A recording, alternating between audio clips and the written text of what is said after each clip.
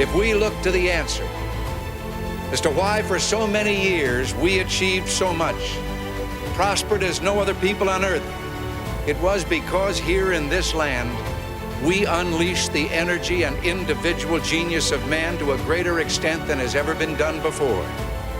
Freedom and the dignity of the individual have been more available and assured here than in any other place on earth.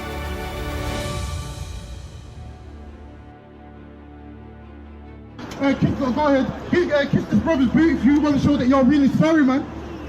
Go ahead, Crawford. Go get that boot. Wait. Go ahead, Crawford. Go ahead, go get that boot, man. Go ahead. 75 cities are living through these protests. Many are in flames. More than half have imposed curfew. This is a Marxist cultural revolution set about to destroy everything that came before it. Everything. And sadly, the police officers. During the course of this election, we've come pretty close to losing our right of free speech. There's been censorship that I've never seen before, of an incredible nature by big tech, big networks, big companies. They only allow one side to be heard, and they refuse to allow the other side to be heard. It's almost as if they're afraid the American people, if they should learn these facts. We've been warned for 20 years that going to major mail-in ballots as a way of doing our elections will be fraught with tremendous fraud. We were warned by President Jimmy Carter. We were warned by former Secretary of State Jim Baker in a report, very, very consequential report. They said we should never do it. And if we do it, it should be extremely limited to the real absentee situations like we have done in the past.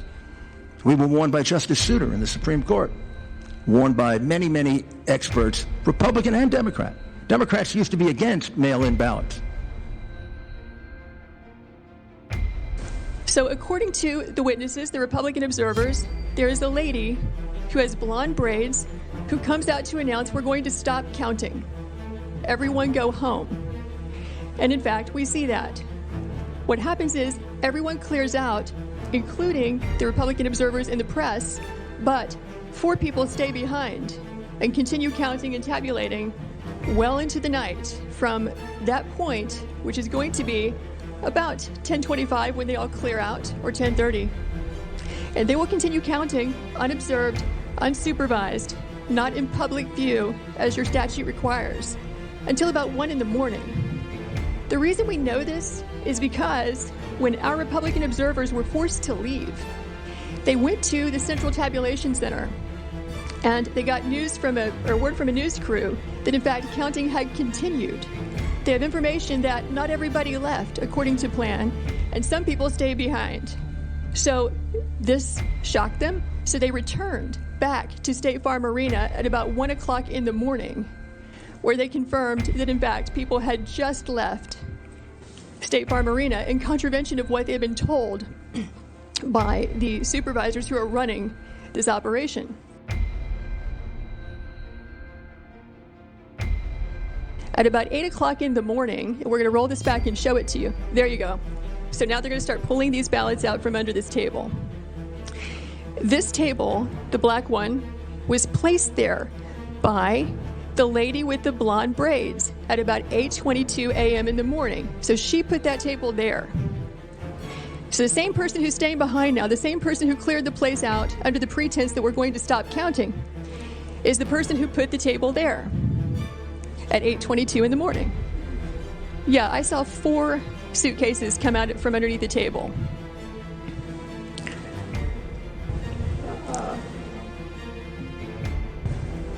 Yeah, upper right hand, you see the gentleman in the red. So he just pulled one out.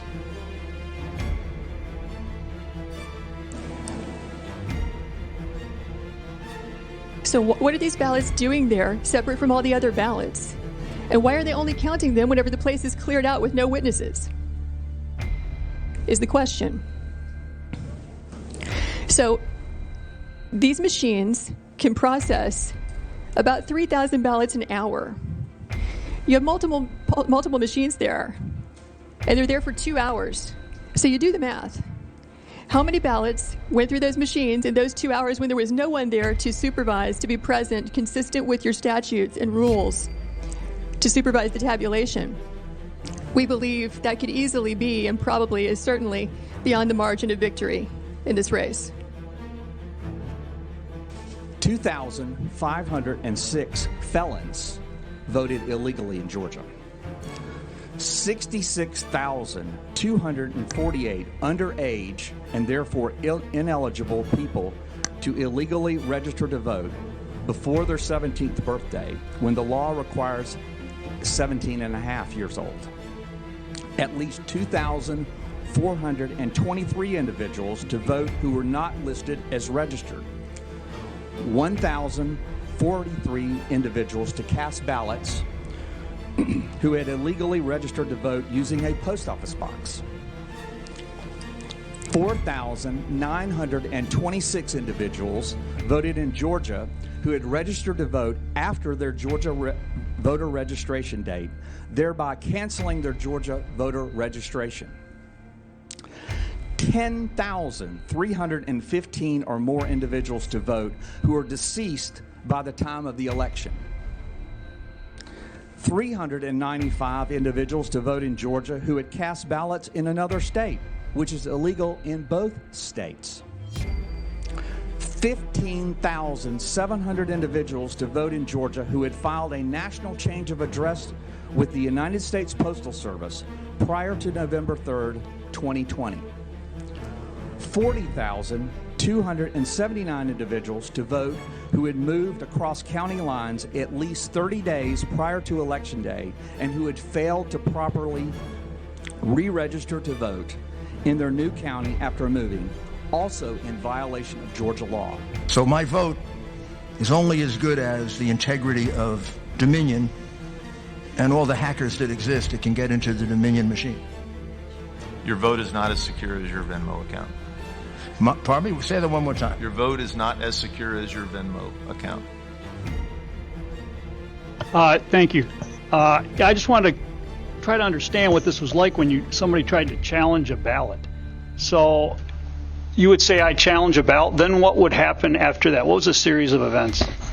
Even before the supervisor or the poll worker would respond to the challenge, the Democrats would just pounce and say, what are you challenging? And then when we try to give them what was the basis for challenge, like as I said, they had no clue because they were not trained. Their only training was to block the GOP people. So when we would say this is what we are challenging, they'd be like, they're clueless, obviously. And then the poll workers, they would be hostile. And they're like, we are not going to stop what we're doing. If you have a problem, you go take it up with the supervisors. They were all in on it together, so nobody was going to listen to it. Not a single challenge was ever entered.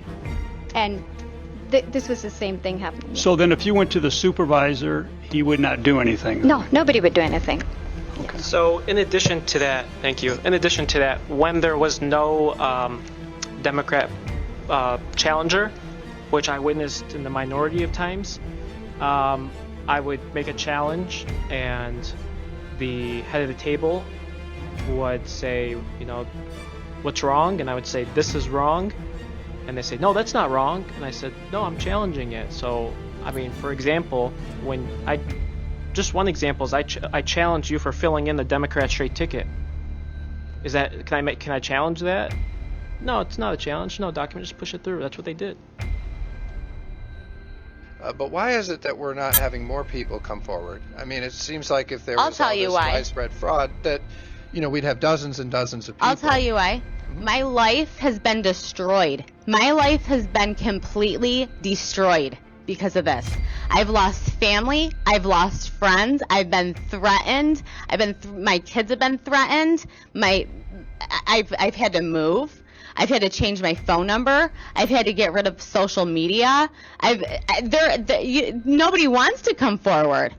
They're getting threatened. Their lives are getting ruined. I can't even get an actual job anymore.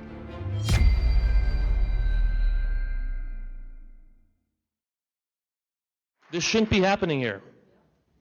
And what happens if we do nothing about it? What happens if we just turn a blind eye and say it's not worth fighting for? That's right. Tear up the Constitution. Why even have laws? Why even vote? It's our duty to fight back. It's our duty to expose the corruption. You're here because we, the people, will not let them steal our vote. We will not let them steal our freedom. Every lie will be revealed. And on January the 20th of 2021, Donald J. Trump will be sworn in as President of the United States of America. And I'm going to ask you to fight. And I'm going to ask you to try to implore the other members of your legislature to stand up to this. Do not be bullied. Do not be frightened. Your political career is worth losing if you can save the right to vote in America. In fact, I may get you I don't mind if I lose an election, but I want to lose an election fair and square. What I don't want to do is have it stolen from the American people.